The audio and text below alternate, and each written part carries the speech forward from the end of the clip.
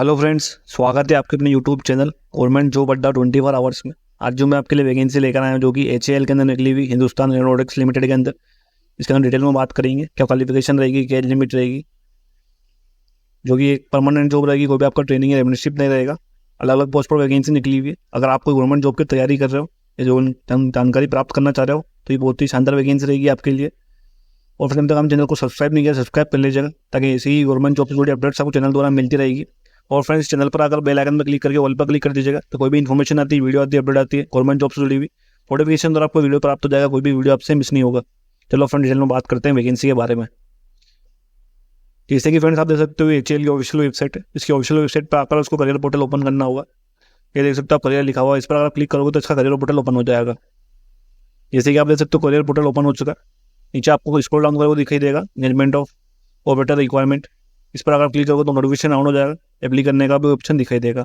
अगर आप notification on करने में, अप्लाई करने में कोई दिक्कत आती है, मैं दोनों का लिंक आपको डिस्क्रिप्शन में दे रहा हूँ ताकि डायरेक्टली जाकर भी डाउनलोड कर सकोगे, अप्लाई कर सकोगे। डाउनलोड करने में आपको कोई दिक्कत नहीं आएगी। अब फ्रेंड, डिटेल में बात करेंगे नोटिफिकेशन के बारे में। जैसे कि फ्रेंड्स आप देख सकते हो, मैंने नोटिफिकेशन डाउनलोड कर लिया है क्योंकि अलग अलग पोस्टों पर वैकेंसी निकली हुई है HAL के अंदर। इस बार डिटेल में बात करते हैं। ऊपर एक जैसे कि लिखा हुआ आप देख सकते हो, HAL Hindustan aeronautics limited aircraft division Nashik के अंदर वैकेंसी निकली हुई है। औजार टाउनशिप पोस्ट नासिक के अंदर। नोटिफिकेशन नंबर आप दे सकते हो HRTB 2024-3 दिया गया है। उसको कंपनी की डिटेल्स दी गई है। Hindustan aeronautics limited HAL Navratna central public sector undertaking premier aeronautical industry south east Asia come in among the biggest defence and aerospace manufacture in the world with 21 production overall service divisions R&D centre distributed across the country. Company की full details दी गई है। Aircraft division Nashik के अंदर vacancy निकली हुई है क्योंकि independent profit centre currently engaged overhaul of Su-30 MKI aircraft under the licence repair honour of MiG 21-27M aircraft और अलग वेरिएंट्स के लिए वर्क चल रहा है। रीजन मॉडिफिकेशन आप दे सकते हो, various types of Russian origins रहेंगे एयरक्राफ्ट, जिसका वर्क अभी चालू है।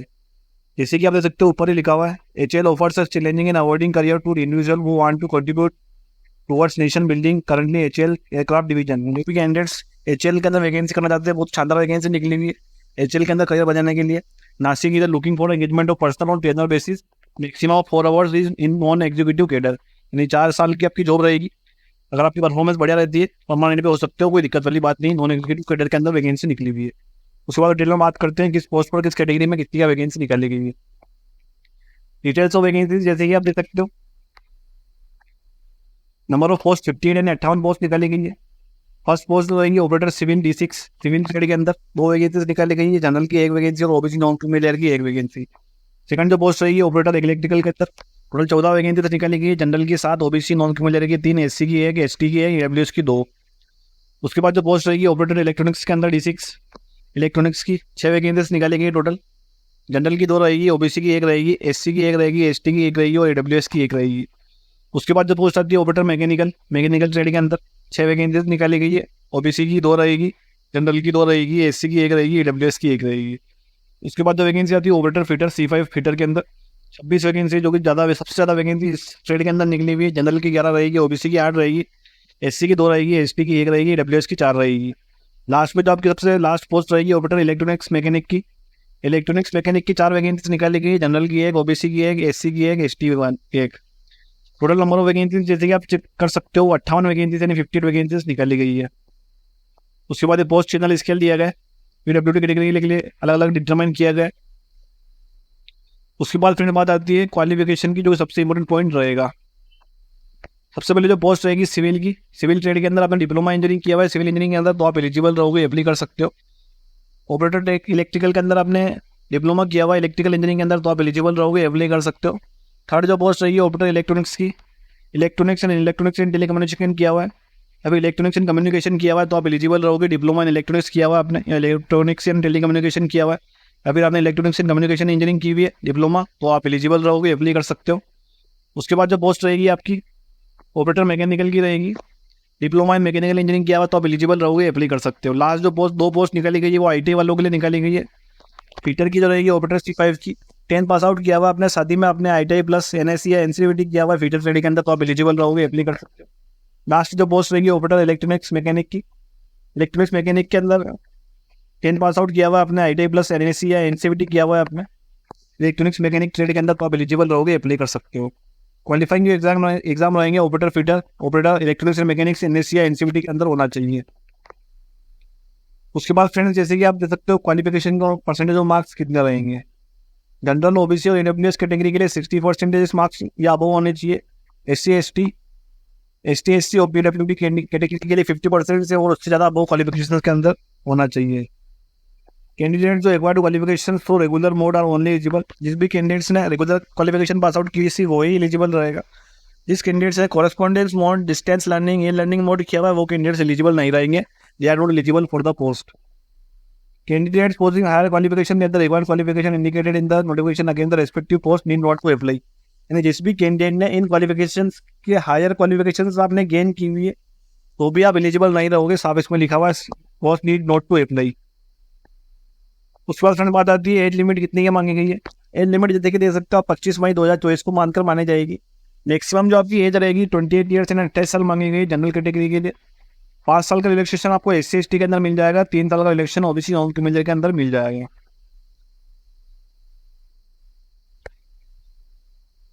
उसके बाद फ्रेंड बात आती है रिम्यूनरेशन, पे स्केल, सैलरी कितनी का मिलेगी आपको। कैंडिडेट जो सुटेबल फाउंड किए जाएंगे, रिटन टेस्ट के बाद में डॉक्यूमेंट वेरिफिकेशन होगा आपका, री एम्प्लॉयमेंट आपका, मेडिकल टेस्ट होगा, एडमिनिस्ट्रेटिव प्रोसीजर रहेंगे आपके। उसके बाद आपको regular permanent employment in future किया जा सकता। Engagement will not be entire any candidate to claim regular permanent employment in future, यानी कोई भी कैंडिडेट क्लेम नहीं कर सकता है रेगुलर एम्प्लॉयमेंट के लिए और उसकी परफॉर्मेंस बढ़िया देती है तो आप वर्क कर परमानेंट हो सकते हैं। ड्यूरिंग जो पीरियड रहेगा टर्नओवर का एंगेजमेंट का कैंडिडेट्स का, उसको जो पेड दिया जाएगा कॉन्सुलेटेड एम्यूटेशन वो एवरी मंथ यानी हर महीने मिलेगा आपको बेसिक पे। बेसिक पे जो रहेगा D6 आप दे सकते हो 23,000 यानी 30,000 रुपये पर मंथ आपको सैलरी मिल जाएगी। C5 जो रहेगा उसके लिए 22,000 रुपये आपकी सैलरी रहेगी, 22,000 रुपीज़ पर मंथ। उसके अलावा आपको DNS अलाउंस मिलेगा, बेसिक पे perks allowance at the rate of 25% of basic पे। फॉलोइंग जो अलाउंस रहेंगे आपको would be record in the perks allowance रहेंगे। कॉन्वेंस अलाउंस मिल जाएगा आपको, कॉन्वेंस रिम्बर्समेंट मिलेगा, कैंटीन अलाउंस मिलेगा, व्हील वाउचर मिलेगा, कार्ड मिलेगा, वॉशिंग अलाउंस मिलेगा, मैगजीन अलाउंस मिलेगा, प्रोफेशनल डेवलपमेंट अलाउंस PDA मिलेगा, स्पेशल अलाउंस मिलेगा आपको। उसके अलावा अलग अलग फैसिलिटीज दी गई है, मंथली इंसेंटिव, एनुअल इंसेंटिव मिलेगा, क्वार्टरली परफॉर्मेंस डे मिलेगा, नाइट शिफ्ट अलाउंस मिलेगा, यूनिफॉर्म स्टिचिंग चार्जेस मिलेंगे, शो अलाउंस मिलेगा, वो TATA जो रहेगा ज्वाइनिंग ड्यूटी के दौरान मिलेगा आपको, हाउस रेंट अलाउंस मिलेगा आपको, और जो एनुअल इंक्रीज रहेगा वो 3% आपका ड्यूरिंग द टर्नओवर रहेगा, आप इसमें लिखा हुआ है। उसके बाद फ्रेंड बात आती है टर्नओवर एंगेजमेंट, कितने टाइम तक आपको जॉब करना होगा। सिलेक्टेड जो कैंडिडेट्स रहेंगे मैक्सिमम पीरियड 4 ईयर्स यानी 4 साल का रहेगा। डेट जो रहेगी आपकी एंगेजमेंट की, engagement is not against permanent vacancy, engagement में कोई परमानेंट वैकेंसी के लिए नहीं निकाला गया और परफॉर्मेंस के हिसाब से आप जैसे भी हो सुटेबल हो सकते हो। परमानेंट एम्प्लॉयमेंट इन फ्यूचर जैसे हिसाब इसमें लिखा हुआ है, एनी कैंडिडेट कोई भी क्लेम नहीं कर सकता है। टेन्योर जो है ऑटोमेटिकली कम्युनिकेशन ऑफ 4 ईयर्स आपको डेट ऑफ ज्वाइनिंग जो रहेगा विदाउट एनी फर्दर नोटिस, कोई भी बिना आपको नोटिस दिए फर्दर मैक्सिमम पीरियड जो रहेगा 4 ईयर्स यानी 4 साल का। Basis workload in requirement exist, employment can be terminated, अपने आप आपका एम्प्लॉयमेंट टर्मिनेट हो जाएगा, साफ इसमें लिखा हुआ है।